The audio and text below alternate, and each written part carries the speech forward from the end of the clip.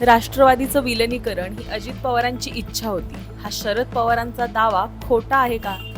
अजित पवार यांच्या निधनानंतर शरद पवार यांनी एक गौप्यस्फोट केला, ज्यात त्यांनी दोन्ही राष्ट्रवादी काँग्रेस पक्षाच्या विलिनीकरणाबद्दल चर्चा सुरू असल्याचं सांगितलं.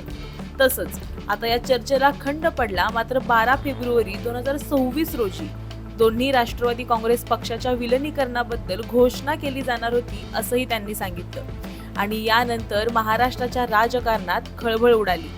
राष्ट्रवादी काँग्रेस पक्ष अजित पवार गटाच्या वरिष्ठ नेत्यांनी बोलताना स्पष्टपणे सांगितलं की अशी कोणतीही चर्चा झाली नव्हती.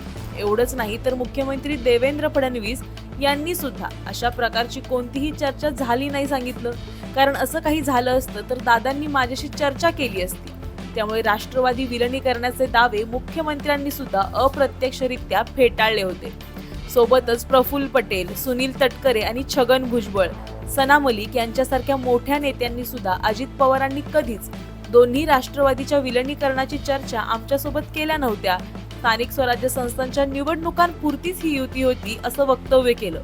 एकीकडे शरद पवार आणि अजित पवार यांनी दोन्ही राष्ट्रवादी एकत्र येण्यासाठी बैठक घेऊन तारीख जाहीर केल्याचं सांगतात, तर दुसरीकडे अजित पवार यांच्या पक्षातले मोठे नेते मात्र हे दावे फेटाळत आहेत. त्यामुळे आता नक्की कोण खोटं बोलतंय आणि कोण खरं हे कळायला काही मार्ग नाही.